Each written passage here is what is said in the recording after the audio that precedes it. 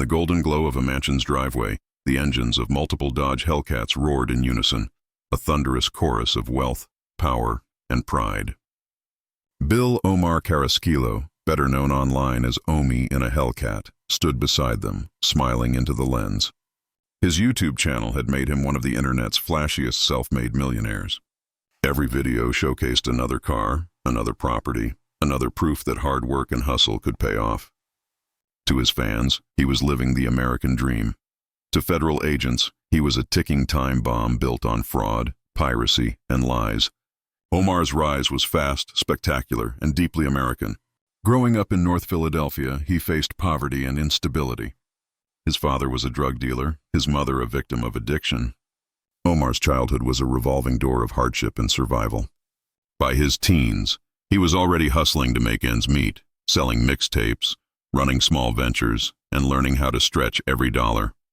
What he lacked in education, he made up for in charisma and street smarts, the kind that could convince people to believe in him. YouTube became his stage. He began uploading videos in 2016, showing fans how he'd made it through a mix of tech entrepreneurship and relentless work. His massive collection of cars, Dodge Hellcats, Lamborghinis, Ferraris, became his signature. His house, with its marble floors and towering ceilings, was a recurring symbol of triumph. He often said, "They used to doubt me, now they watch me."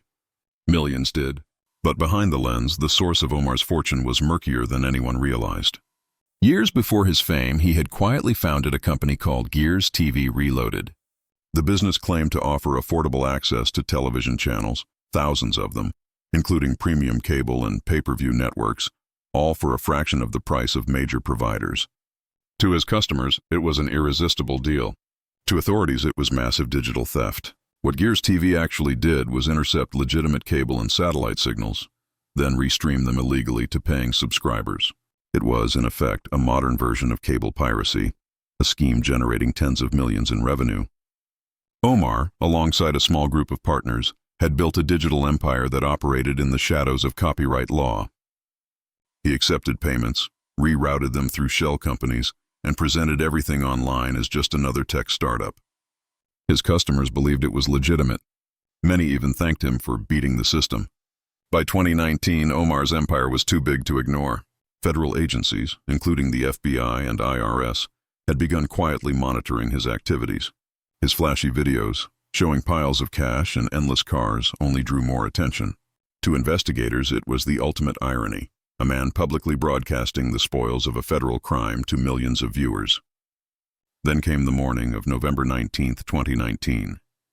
The sun was barely up when dozens of federal agents surrounded Omar's mansion in Swedesboro, New Jersey. Doors were breached. Cars were towed away. Computers, TVs, and jewelry were seized. Omar, caught off guard, filmed parts of the raid on his phone, posting the aftermath online. "They just raided my house, took everything," he told his followers, his voice trembling with disbelief. "They took my cars, my money, everything. I'm not a criminal. I worked hard for this." The internet erupted. His fans rallied behind him, convinced the government was punishing another successful black entrepreneur. But as the details emerged, the truth was harder to deny. Investigators revealed a staggering operation. Omar's illegal cable business had generated over $30 million in revenue. His software circumvented copyright protections, defrauding major networks like Comcast and Verizon.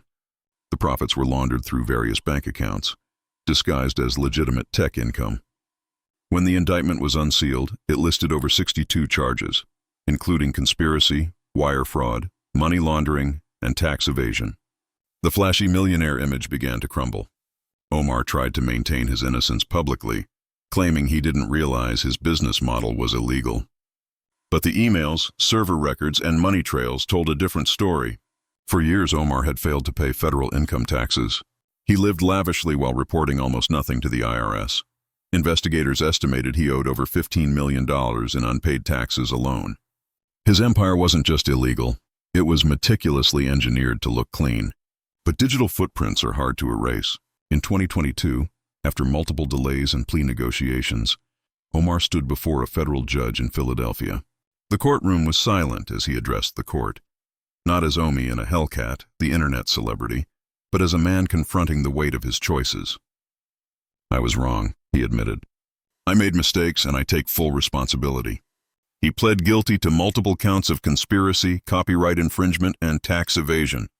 The sentence, 5.5 years in federal prison, plus over $30 million in restitution and forfeitures. Every car, every property, every symbol of his wealth, gone. As he was led away, reporters shouted questions. He stayed quiet, head bowed, no longer performing for the camera. His channel, once filled with high-energy vlogs and motivational talk, went silent. His final video, titled "It's Over," remains online, a strange mix of regret and resignation. "I wanted to inspire people," he said in that video, "but I got caught up in trying to look like I had it all." Maybe this is what it takes to realize what really matters. Behind bars, Omar began writing and reflecting. In occasional phone interviews, he described prison as both punishment and peace, a forced silence after years of noise. "I was living too fast," he said. "I needed to stop." His fall became a cautionary tale across the YouTube community, a reminder that fame, when mixed with greed and unchecked ego, can turn toxic fast. Fans who once cheered for his cars now discuss the blurred line between influencer and criminal entrepreneur.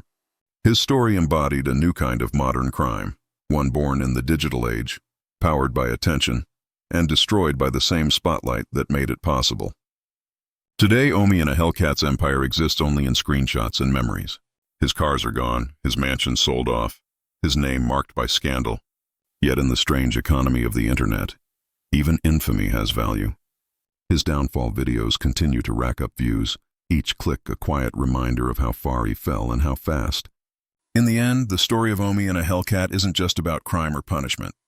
It's about the illusion of success, and how, in the age of viral fame, trust can be as easily pirated as a television signal. The camera always loved Vitaly Zdorovetskiy. He knew exactly how to stare into a lens, unblinking, mischievous, and alive with the thrill of chaos. In the early 2010s, when YouTube's Wild West was still taking shape, Vitaly carved his name into the internet's concrete with a single formula: shock, laugh, repeat.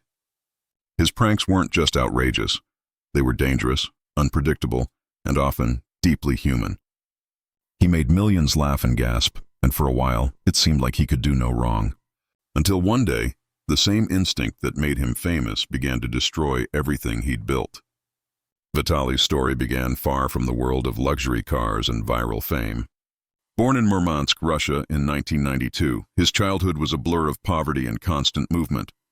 His family immigrated to the United States when he was a boy, settling in Florida, where he grew up in a world that was equal parts promise and pressure. He was ambitious, not academically but instinctively. By his teens, he had dropped out of college and thrown himself into an unpredictable mix of odd jobs and wild dreams. Then came YouTube. It was 2011, and prank videos were exploding across the platform. Vitaly watched channels like Jack Vale and Roman Atwood transform everyday chaos into viral success, and he decided he could do it better. His first big hit, Miami Zombie Attack, played on real-world fears from a news story, a staged zombie chasing terrified pedestrians down the streets of Miami. The video went viral almost overnight. Vitaly was no longer just another kid with a camera. He was a phenomenon. His persona, Vitaly TV, became synonymous with extremes. There were pranks involving fake bombs, fake crimes, and public meltdowns. He streaked across sporting events, terrified strangers, and made the kind of content that blurred the line between entertainment and harassment. But the audience loved it. Every risk, every scream, every nervous laugh was rewarded with millions of views. With success came money and ego. Vitaly began living large, driving sports cars, surrounding himself with models, and talking openly about being the king of pranks. He was one of the first YouTubers to show what viral fame could buy. But beneath the surface, the formula was wearing thin. Fans wanted more danger, more shock, more spectacle. And Vitaly, ever the adrenaline addict, kept pushing further. In 2014, his antics escalated. During the FIFA World Cup final in Brazil, Vitaly sprinted onto the field shirtless, with the phrase, "natural-born prankster" painted across his chest. Millions of people saw it live on television before security tackled him. He spent the night in a Brazilian jail. To his fans, it was legendary. To authorities, it was criminal trespassing. He laughed it off, as he always did. Jail time became a badge of honor, a line in his brand identity. But the arrests didn't stop there. Over the next few years, Vitaly faced a growing list of charges: trespassing, public indecency, and disorderly conduct. He became addicted to risk itself, and the need to stay relevant kept him teetering on the edge of legality. In 2016, he released a feature-length movie titled Natural-Born Pranksters Under Lionsgate. It was meant to cement his legacy, YouTube's bad boy going mainstream. But the film flopped and critics tore it apart. It wasn't funny anymore. The same formula that once felt rebellious now seemed cruel and stale. And with the failure came something darker: depression, substance abuse, and a growing disconnect from reality. Behind the scenes, Vitaly began struggling with addiction. He spoke later about using steroids, about mental health issues that spiraled out of control, about the loneliness that fame couldn't fix. The man who once laughed in the face of danger now found himself lost in a cycle of self-destruction. Then, in 2020, came the breaking point. On an April evening in Miami Beach, police responded to a call about a woman who had been attacked while jogging. Witnesses described a man ambushing her without warning, assaulting her brutally before fleeing the scene. The attacker was quickly identified and arrested. His name was Vitaly Zdorovetskiy. The internet exploded. Fans couldn't believe it. The man who had made millions laugh was now accused of a violent, unprovoked attack. The police report described injuries, bruises, and trauma that painted a horrifying picture. Vitaly was charged with felony battery. He spent the night in jail, then was released on bond. For weeks, he remained silent. The media speculated. Some said he'd suffered a breakdown. Others said it was steroid rage. His reputation, once untouchable, crumbled overnight. Sponsorships vanished.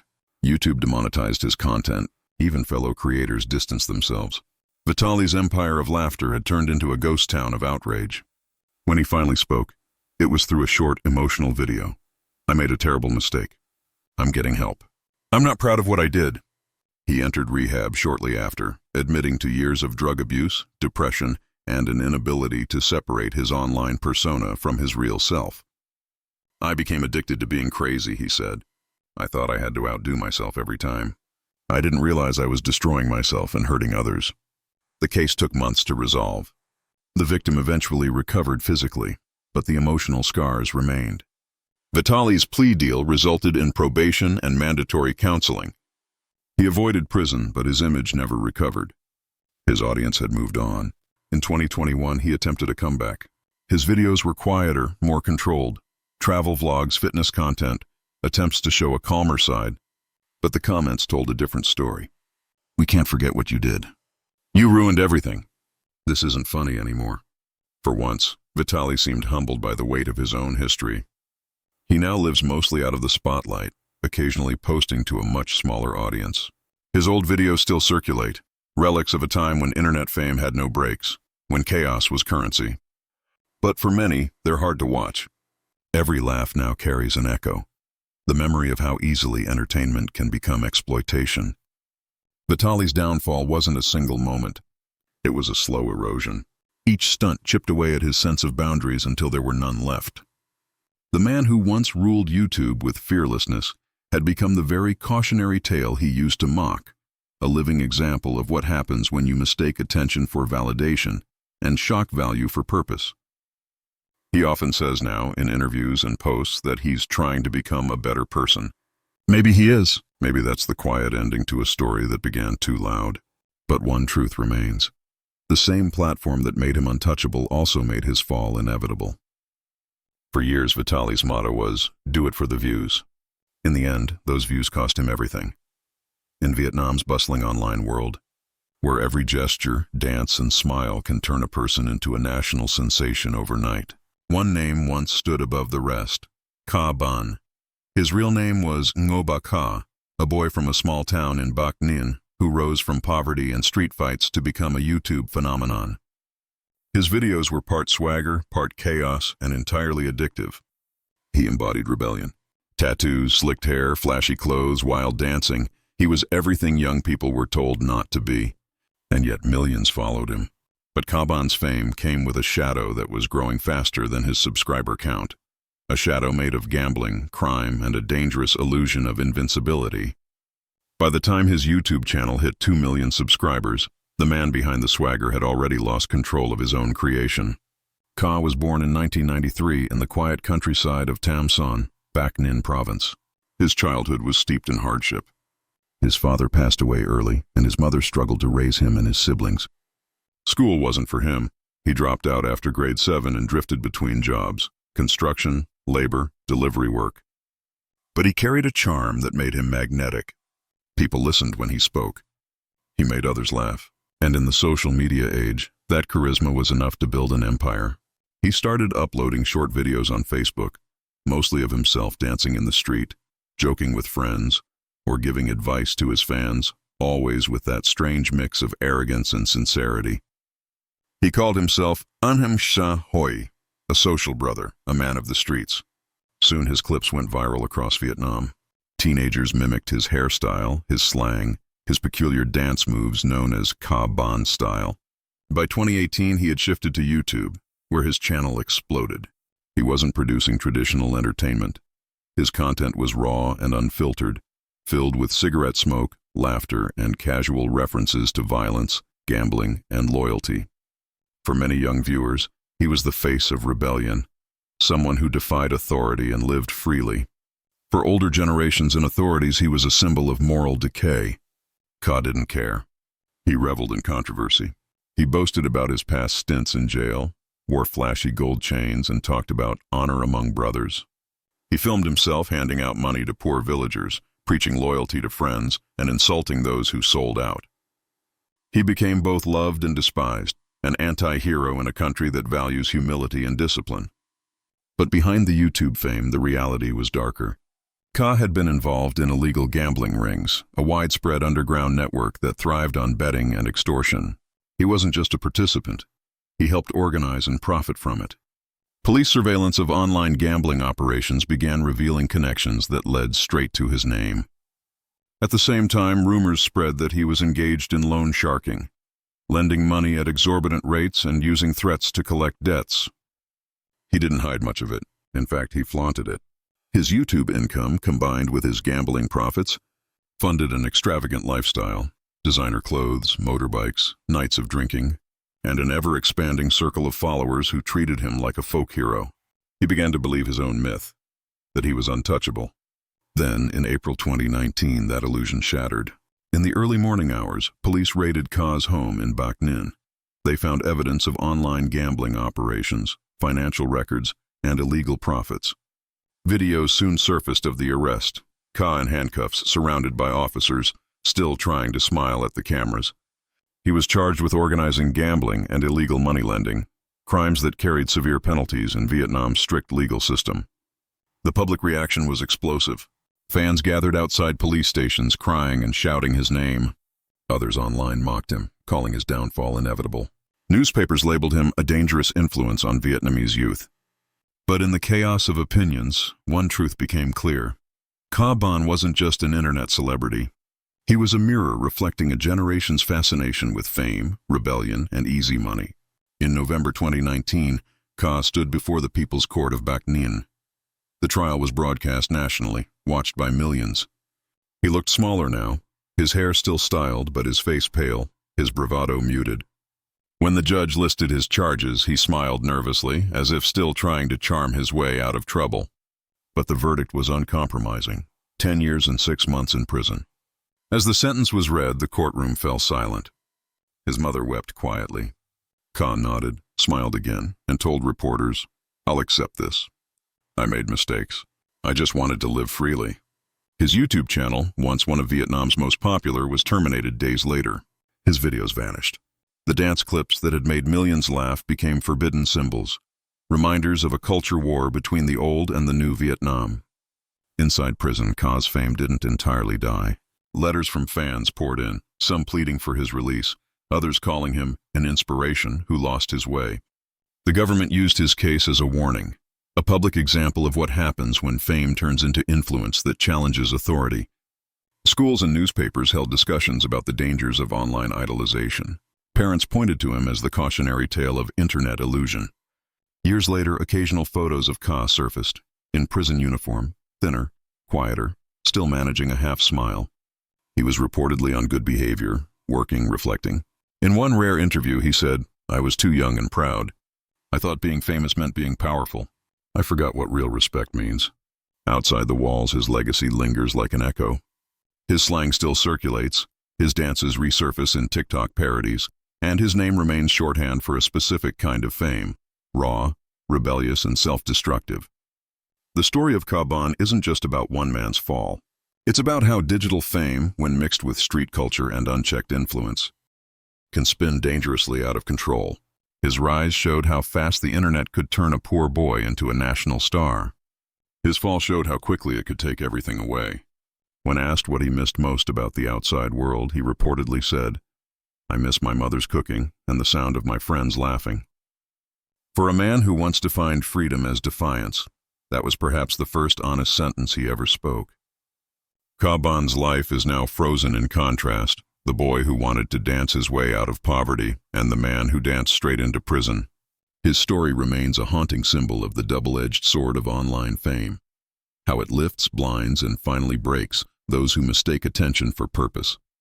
In the streets of Bakhnin, kids still play his old videos on their phones. They laugh, imitate his moves, shout his catchphrases. But when the laughter fades, even they know he danced too close to the flame.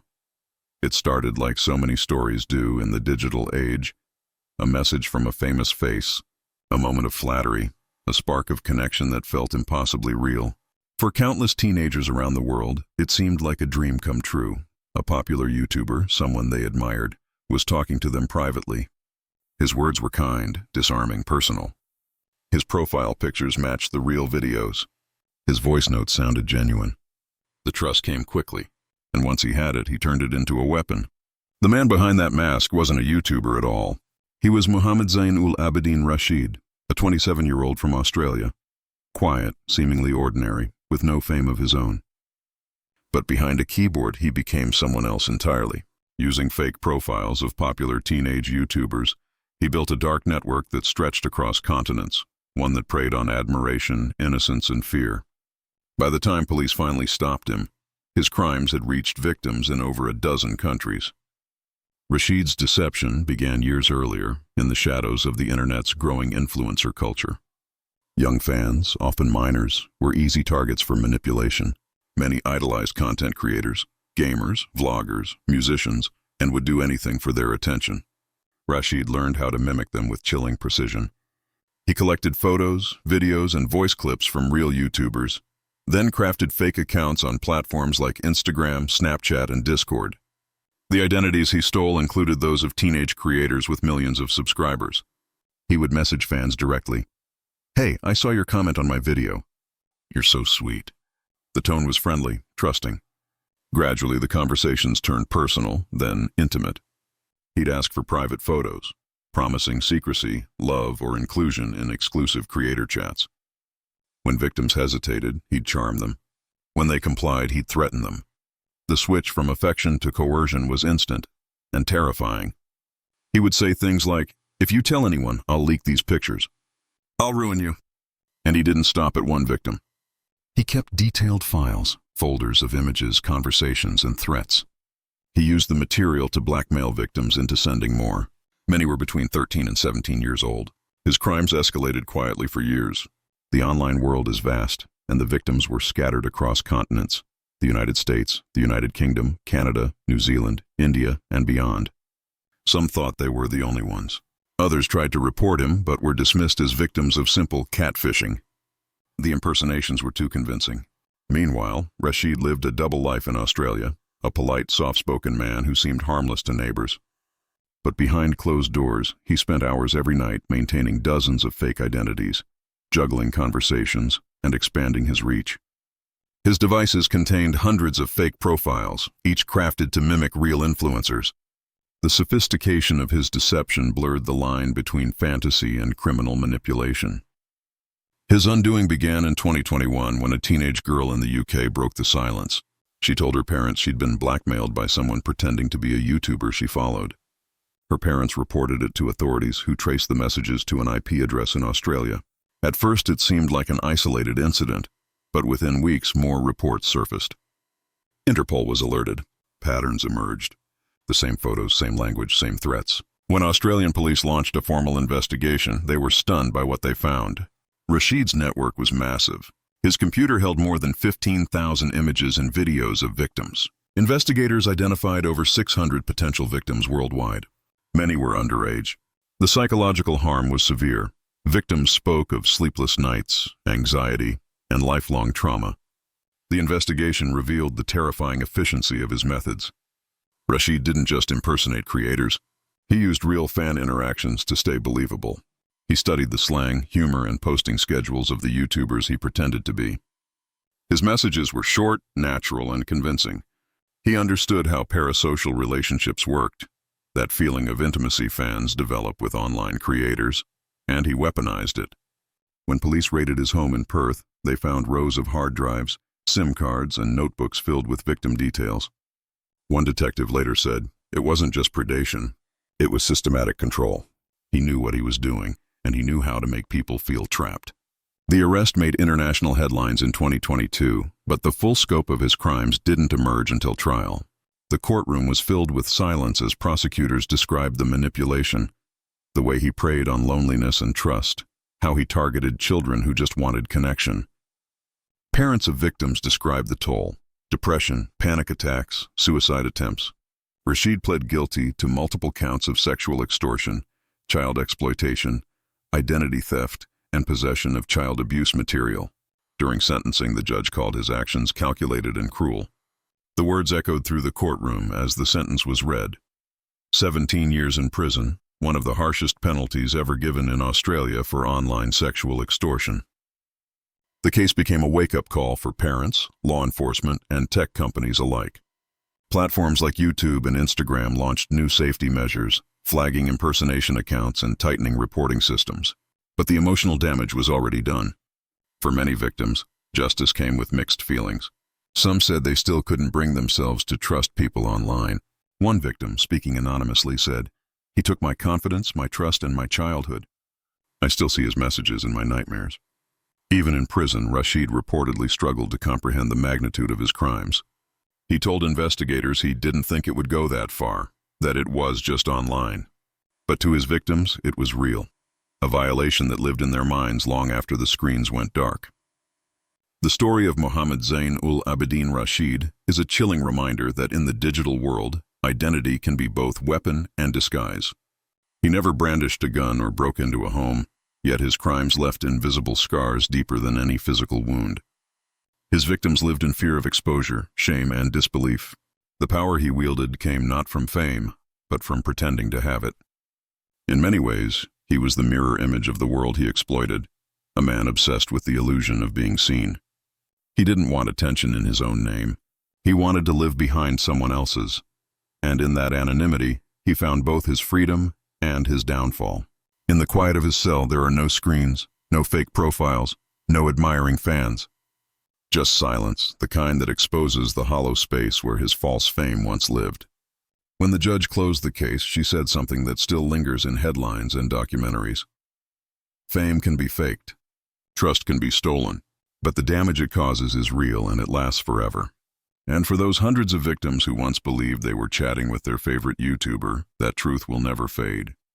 Which of these cases shocked you the most? Let us know in the comments. Every story reveals a different side of fame and how quickly it can fall apart. In India, fame on YouTube has grown into its own kind of stardom, creators becoming icons, drawing millions of followers, money, and influence. But with fame comes the temptation to blur the lines between entertainment and danger. Few cases revealed that dark crossover more shockingly than the story of Elvish Yadav, one of India's biggest YouTubers, a man who built an empire on comedy, lifestyle, and swagger, until he found himself accused in a criminal case that stunned the country, the snake venom scandal. Elvish's journey began like many internet success stories. Born in Gurugram, Haryana, he started uploading comedic sketches in 2016. Small, relatable videos about college life, friends, and social issues, spoken in the casual mix of Hindi and Haryanvi that instantly clicked with young audiences. His humor was raw but real, and his charisma set him apart. Within years, he had tens of millions of followers across YouTube and Instagram. He wasn't just a creator anymore. He was a youth icon. Brands lined up. He bought luxury cars, hosted meetups, and even won Big Boss OTT Season 2, one of India's most watched reality shows.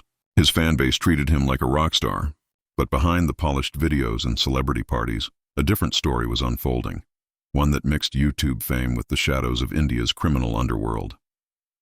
It started with a party, not just any party, but a high-profile rave in Noida in late 2023, allegedly attended by social media influencers and wealthy youths.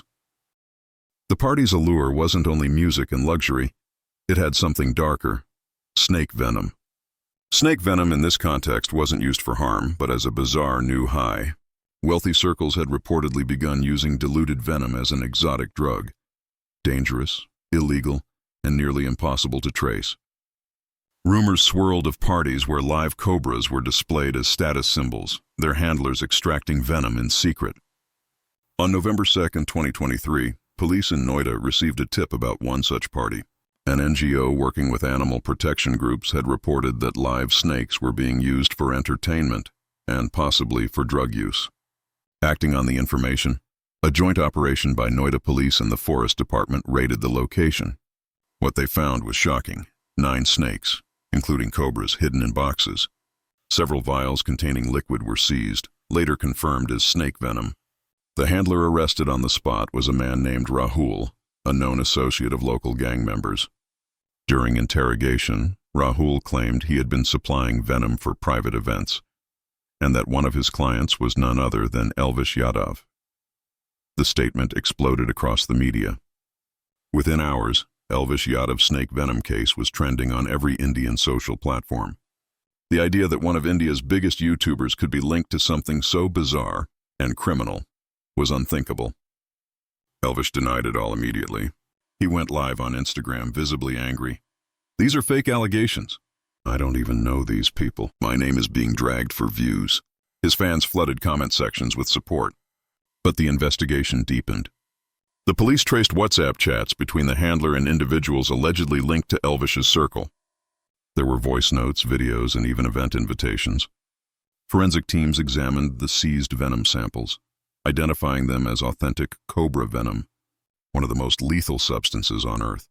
Soon after, 5 people were arrested in connection with the trafficking network. Among them were snake charmers, handlers, and suppliers who allegedly admitted to providing venom for parties organized at the request of influencers. Their testimonies led investigators straight to Elvish. In March 2024, Elvish Yadav was arrested under the Wildlife Protection Act and Narcotic Drugs and Psychotropic Substances (NDPS) Act, charges that could carry significant prison time if proven. The arrest shook the YouTube community. A man once celebrated as a self-made success story was now seen in handcuffs, escorted by police through a media frenzy. As he was taken into custody, reporters shouted questions. "Did you supply the venom? Were there drugs at your parties?" Elvish said nothing, just stared straight ahead, the confidence from his videos gone. Inside the police interrogation room, the reality of his fame collided with the consequences of his choices. Investigators accused him of acting as a middleman, connecting event organizers with those who could supply venom and snakes. His phone was seized, his contacts examined. Some of his associates reportedly confirmed his involvement, while others claimed he was framed. For 5 days, Elvish remained in custody as the media dissected every detail of his life. His old vlogs were replayed, quotes twisted, and former collaborators speculated about his personality off camera. Even as his legal team fought for bail, online opinion began to split. Some fans said it was a witch hunt, that the system was trying to take down a self-made influencer. Others saw it as proof that unchecked fame had turned reckless, that creators had begun believing they were untouchable. When Elvish was released on bail, he gave a statement outside the station. "I trust the law. The truth will come out. I've never done anything illegal." But the damage was already done. Sponsors pulled back. Collaborators stayed silent. His reputation, once spotless, now carried the stain of scandal. The police continued to investigate, digging deeper into the world of underground parties where influencers and gangsters intersected. The network was bigger than anyone imagined. Snake venom wasn't just a novelty, it was a growing symbol of status and rebellion among the rich and famous. The case exposed a strange, almost cinematic world. Venom sold in secret, snakes displayed at luxury events, and creators risking everything for attention. For months, the case dragged on. Videos analyzing Elvish's downfall went viral.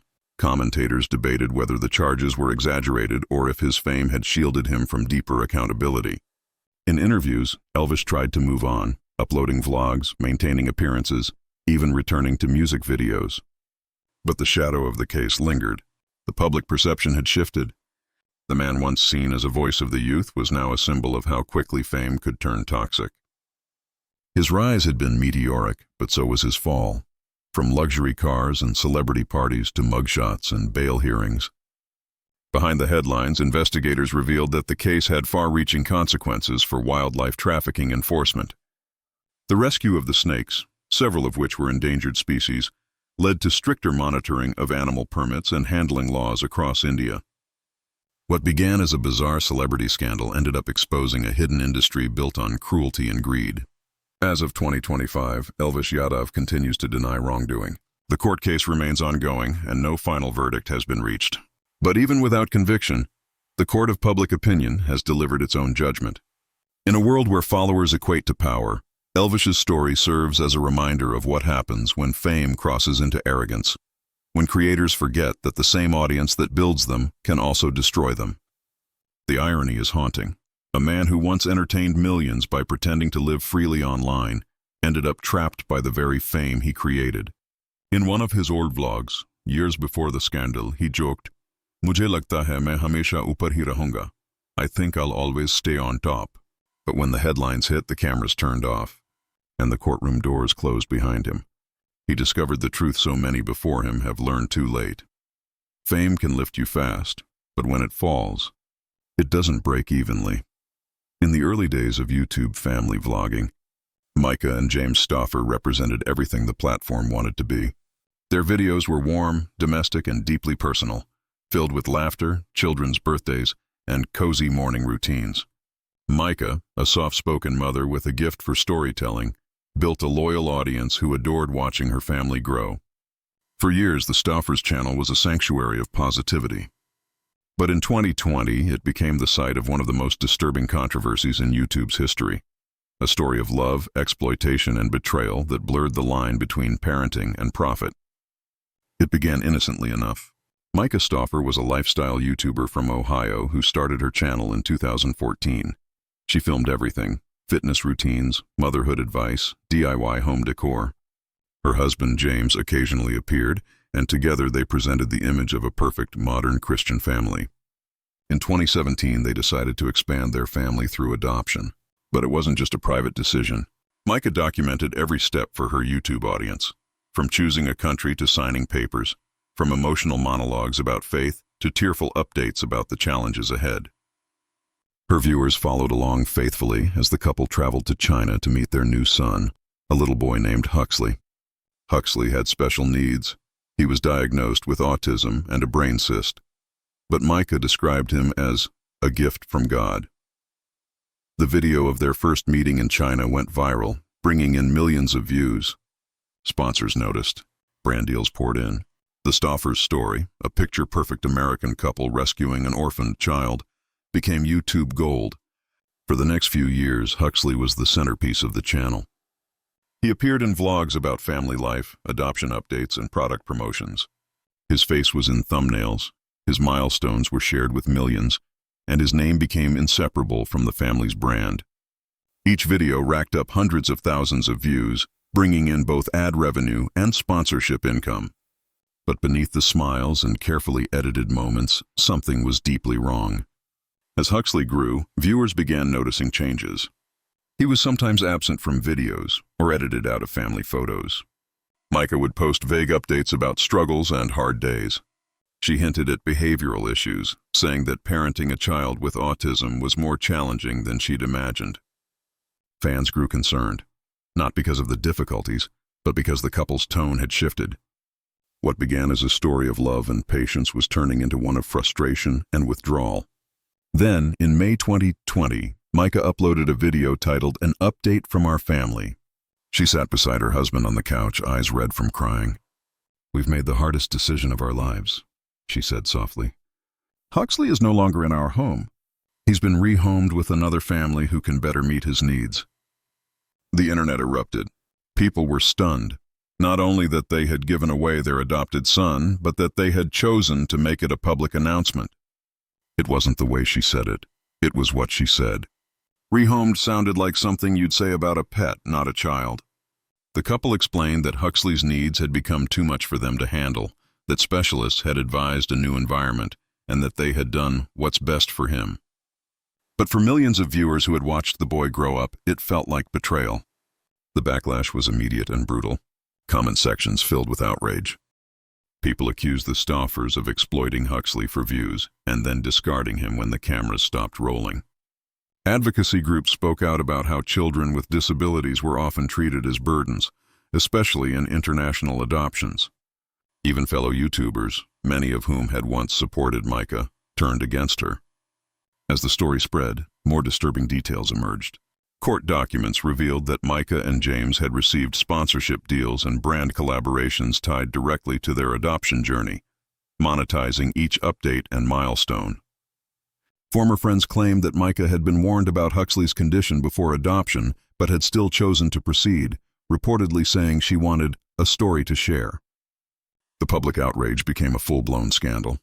Media outlets from the Washington Post to BuzzFeed News covered the story. Hashtags like "Your Cancel Stauffers" and "Justice for Huxley" trended on Twitter. People began contacting local authorities, demanding welfare checks on the boy. Eventually, the police confirmed that Huxley had been placed with another family, one with professional training to care for children with special needs. He was reportedly safe and well, but for many that didn't erase what had happened.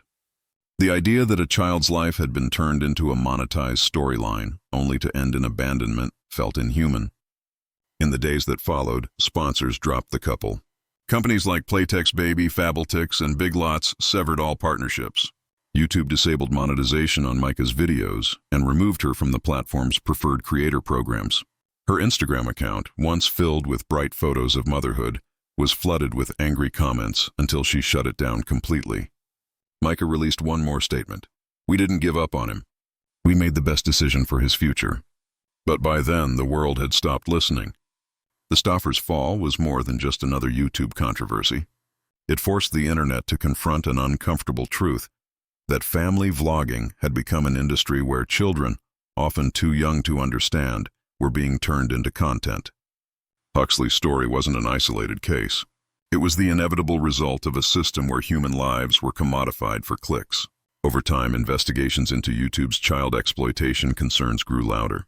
Lawmakers proposed new regulations about child labor and digital privacy.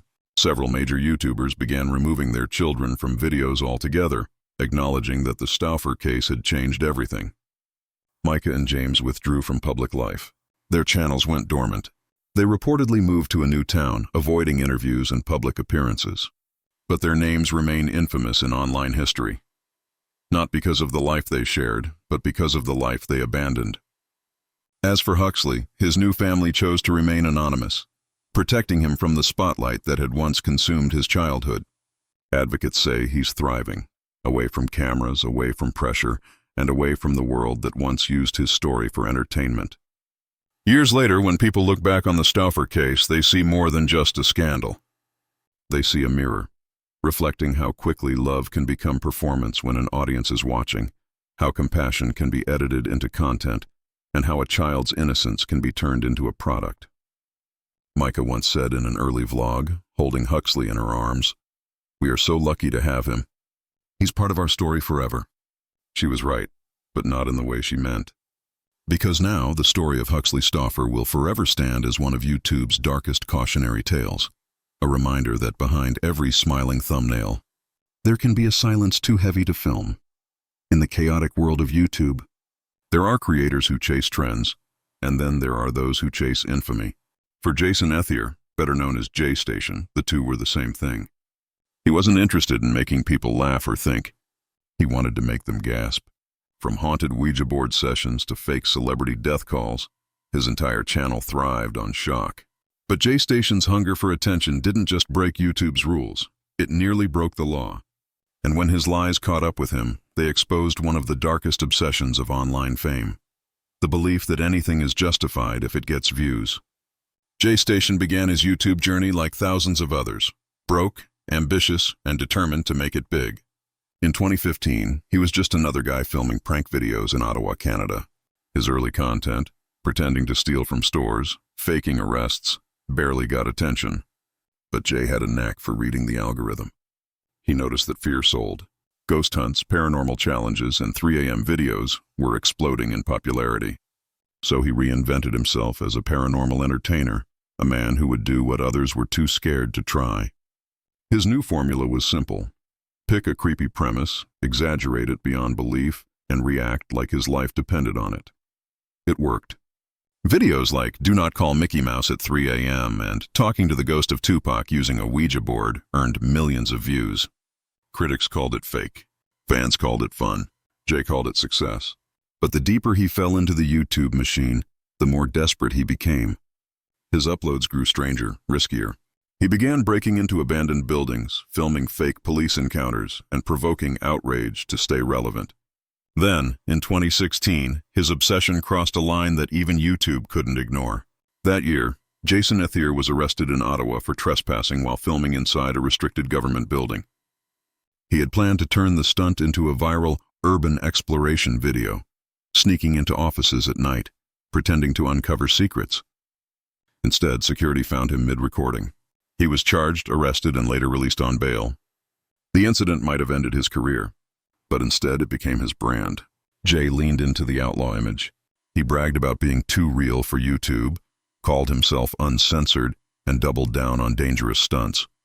In 2018, he launched a new channel, JayStation, and promised fans even crazier content. It was around this time that his videos took a disturbing turn. He began uploading fake tributes to recently deceased celebrities, claiming to contact their spirits for views.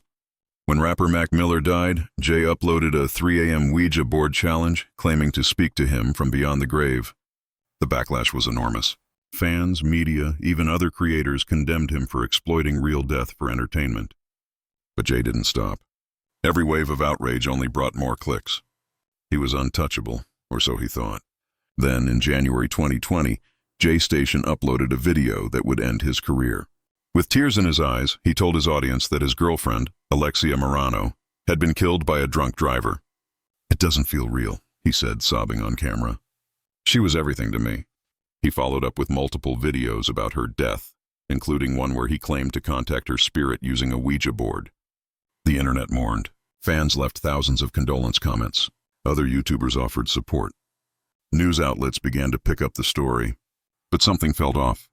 No police reports, no obituaries, no confirmation. And then, just a few days later, Alexia herself appeared online, very much alive. She revealed that Jay had faked her death. According to Alexia, Jay had begged her to go along with the stunt to boost his channel. When she refused, he staged everything himself, editing fake news clippings, filming fake tears, and convincing the world his girlfriend was dead for views. When she confronted him, he allegedly became controlling and threatening. Their relationship fell apart almost instantly. Police soon got involved. Alexia accused Jay of harassment and assault, leading to his arrest by Ottawa police on charges of assault and assault with a weapon. While those charges were later dropped, the damage to his reputation was irreversible. YouTube demonetized his channel and removed several of his videos. Sponsors disappeared overnight. His subscriber count plummeted as fans realized they had been manipulated on a horrifying level. The man who built a career on fabricating fear had finally become his own monster. In a follow-up video titled Goodbye, Jay claimed the entire situation was a misunderstanding. "I just wanted to make entertaining content," he said. "I didn't mean to hurt anyone." But no one believed him anymore. The fake death scandal became one of the biggest YouTube controversies of the decade, sparking debates about ethics, exploitation, and the dangers of algorithmic obsession. For the next few years, Jay tried to make a comeback. He rebranded under new channels, promising positive content and a new start. But his past haunted him. Every upload was flooded with reminders of Alexia's fake death. Every apology was met with skepticism. In interviews, he blamed depression, alcohol, and the pressure to stay famous. "YouTube rewards extremes," he said. "If you don't go viral, you disappear." In a way, he was right. JayStation's story wasn't just about one man's deception. It was about a system that rewarded lies because they were entertaining. His videos thrived because people couldn't look away, even when they knew they were being tricked. By 2023, Jay disappeared almost entirely from the platform. His old videos remain, ghostly reminders of a time when shock content ruled unchecked. Occasionally, he resurfaces on smaller platforms, posting cryptic updates or attempts at apology. But the audience that once fueled him has long moved on. For YouTube, the JayStation saga became a turning point. The platform began tightening its rules around harmful and deceptive content, citing his case as one of the catalysts. It forced creators and audiences alike to confront a question no one wanted to ask: how far are we willing to go for attention? In one of his last public appearances, Jay sat in a small, dimly lit room during a podcast interview. His tone was quiet, almost remorseful. "I thought I was being creative," he said, "but I was just destroying myself. I didn't care about right or wrong. I cared about being relevant." The host asked him what he'd say to his younger self, the version who first picked up the camera. Jay thought for a moment, then said softly, "I'd tell him, views aren't worth your soul." It was too late for redemption, but not too late for reflection. JayStation's story remains one of the most infamous in YouTube history, not just because of the lies he told, but because of the truth he revealed about the culture that created him. A culture where empathy can be edited out, where death becomes a thumbnail, and where one man's downfall is just another video in the feed. At the height of his fame, Logan Paul seemed untouchable, a living embodiment of YouTube's power to turn a teenager with a camera into a millionaire celebrity. By 2017, he wasn't just a creator. He was a phenomenon. With over 15 million subscribers, a clothing line, global tours, and legions of teenage fans chanting his name in malls, Logan represented everything glamorous about influencer culture. But on the last day of 2017, in a quiet corner of Japan, he made a decision that would shatter his image forever. One that transformed him overnight from YouTube's golden boy into its most hated figure. Logan Paul was born in 1995 in Ohio, athletic, loud, and endlessly confident. From a young age, he had one obsession: getting attention. He began posting comedic sketches on Vine, the short-form video app that thrived on 6-second energy. Logan's blend of charm and chaos quickly stood out. When Vine shut down in 2016, he smoothly transitioned to YouTube, bringing his audience, and his larger-than-life persona, with him. His vlogs were pure adrenaline, wild stunts, loud humor, daily uploads packed with energy and ego. He called his fans the Logang, branding himself as both a leader and a friend. For millions of teenagers, he was the definition of cool. But behind the success, critics saw something darker: a creator obsessed with pushing limits, a young man treating life like a never-ending stage. By late 2017, Logan had become one of the highest-paid YouTubers in the world. He'd moved to a mansion in Los Angeles, surrounded by luxury cars, influencers, and a camera crew. He was chasing virality like a drug. Every vlog needed to be bigger, crazier, louder, and that hunger for shock would lead him somewhere no one could follow. In December 2017, Logan and his friends traveled to Japan for what was meant to be a cultural adventure vlog. The trip began like all his others, chaotic and disrespectful. He filmed himself throwing Pokeballs at strangers, wearing offensive costumes, and mocking Japanese traditions. Locals and tourists criticized his behavior, but he laughed it off. "It's just jokes," he said. The line between comedy and cruelty blurred completely. Then came the day that changed everything. On December 31st, 2017, Logan uploaded a video titled, "We Found a Dead Body in the Japanese Suicide Forest." The location was Aokigahara Forest, at the base of Mount Fuji, a place known worldwide for its haunting association with suicide. The video began like any other vlog, full of nervous laughter and over-the-top commentary. But a few minutes in, the tone shifted. As Logan and his team walked deeper into the woods, they came across the body of a man hanging from a tree, a real suicide victim. Instead of turning off the camera, Logan filmed it. He zoomed in on the body. He cracked nervous jokes. He blurred the face, but kept the footage. "Yo, are you guys seeing this right now?" he said to the camera, wearing a green alien hat. His friends laughed uncomfortably. "This is a first for me," he added, smiling. Within hours, the video had millions of views. But what came next was unlike anything YouTube had ever seen. The outrage was instant and global. Viewers accused him of mocking a man's death. Psychologists, suicide prevention groups, and even fellow creators condemned him. It wasn't just a bad decision. It was seen as a moral collapse. The backlash reached every corner of the internet. Celebrities like Aaron Paul and Sophie Turner called him disgusting and inhuman. YouTube was flooded with angry commentary. Fans who once adored him unsubscribed in protest. Even Japan's government officials weighed in, calling his actions deeply disrespectful. Within 24 hours, Logan took down the video, but it was too late. Copies had already spread everywhere. He uploaded an apology, first written, then a tearful video where he said, "I've made a severe and continuous lapse in my judgment. I promise to be better." But the internet wasn't in a forgiving mood. The fallout was brutal. YouTube removed him from its preferred ad program, suspended his projects, and halted his original series, The Thinning, New World Order. Sponsors pulled out. He lost millions in revenue overnight. His face, once a symbol of success, became a warning label for excess. Behind the scenes, the collapse hit Logan hard. He retreated from public life, stopped uploading for weeks, and began facing the mental weight of what he'd done. He later admitted in interviews that he fell into depression. "The whole world hated me," he said, and I understood why. But the story didn't end there. What followed was one of the most controversial redemption arcs in internet history. When Logan returned months later, he was different, quieter, more reflective. He began making documentaries instead of stunts.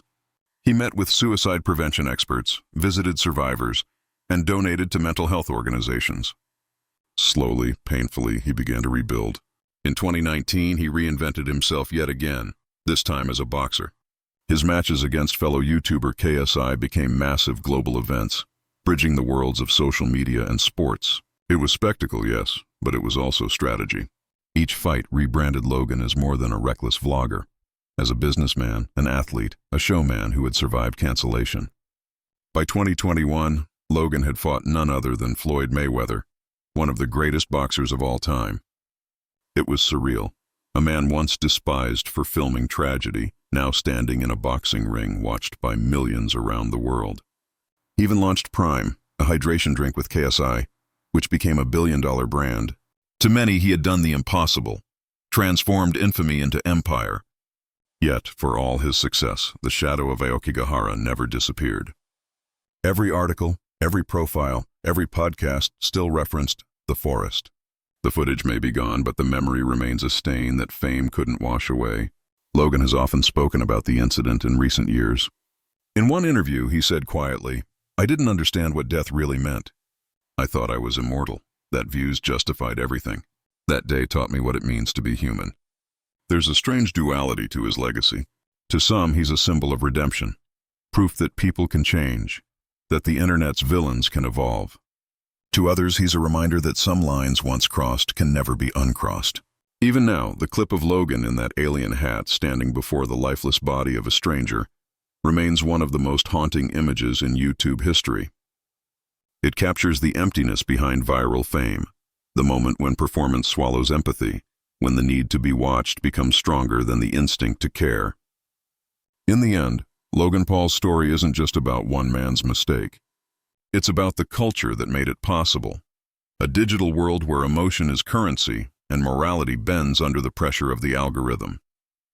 Logan once said he started YouTube because he wanted to make people feel alive. Ironically, it was the moment he filmed death that finally forced him to confront what being alive truly meant. He built an empire, lost it overnight, and then built another. But no matter how many fights he wins or businesses he launches, one truth remains. There's no editing the past. They wanted fame. They got tragedy. In the summer of 2017, Monalisa Perez and Pedro Ruiz III weren't household names. They were a young couple from Minnesota chasing a dream through a camera lens. Their YouTube channel, La Monalisa, was small but growing, filled with playful pranks, challenges, and the kind of chaotic domestic humor that fuels the internet. They were young parents, Monalisa just 19, Pedro 22, raising their 3-year-old son while dreaming of YouTube stardom. But behind the smiles and hashtags, there was desperation. Their videos weren't taking off the way they hoped. The views weren't enough to pay bills. The algorithm wasn't kind. And so, Pedro decided to do something that would blow up their channel, a stunt so dangerous, so unthinkable, that it would end in death. Their plan was simple, at least in Pedro's mind. He told Monalisa he wanted to film the world's most dangerous prank. He would hold a thick hardcover encyclopedia to his chest, and she would fire a Desert Eagle, .50 caliber handgun, one of the most powerful pistols in the world, directly at him. He believed the book would stop the bullet. Monalisa hesitated. She was nervous, terrified even. But Pedro was insistent. He showed her another book he'd shot earlier. The bullet hadn't gone through, he said. He convinced her it was safe, that it would make them famous. On June 26, 2017, they set up 2 cameras outside their home in Hallstatt, Minnesota.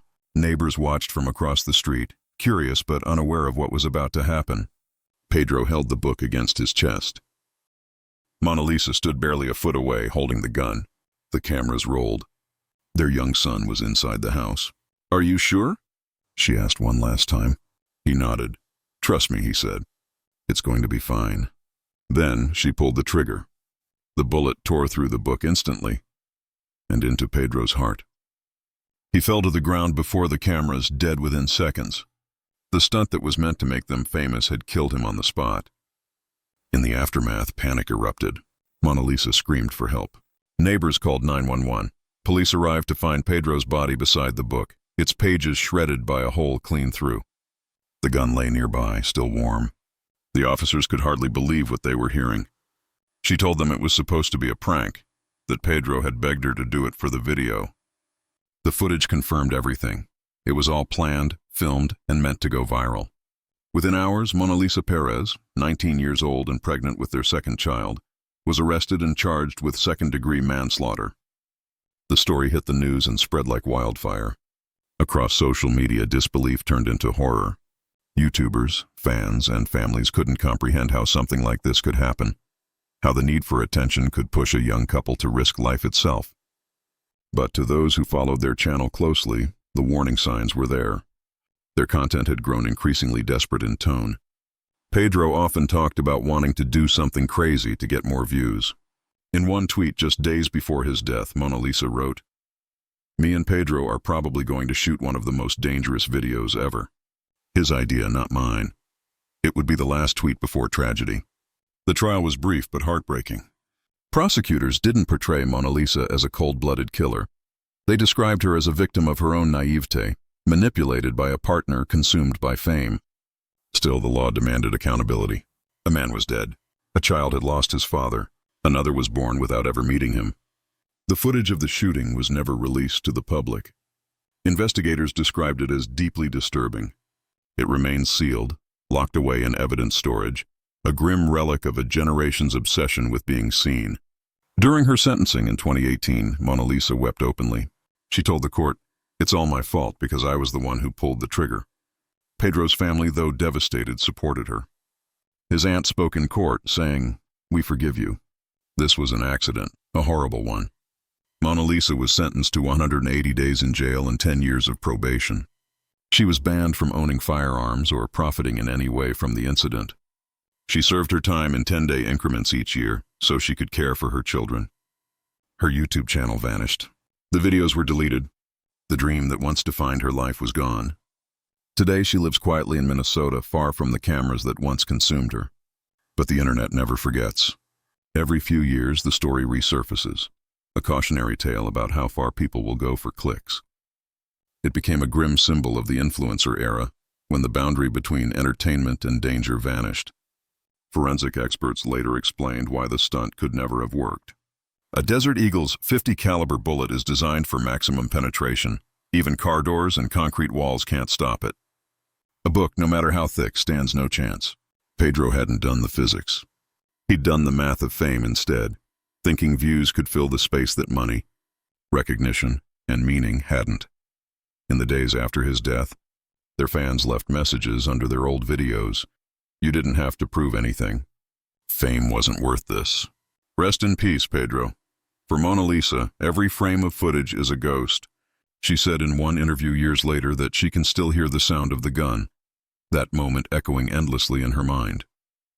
"If I could take it back," she said, "I would have thrown the camera away." Her story isn't about malice. It's about illusion. The illusion that the internet's attention is love, that fame is safety, that the more you risk, the more you're worth.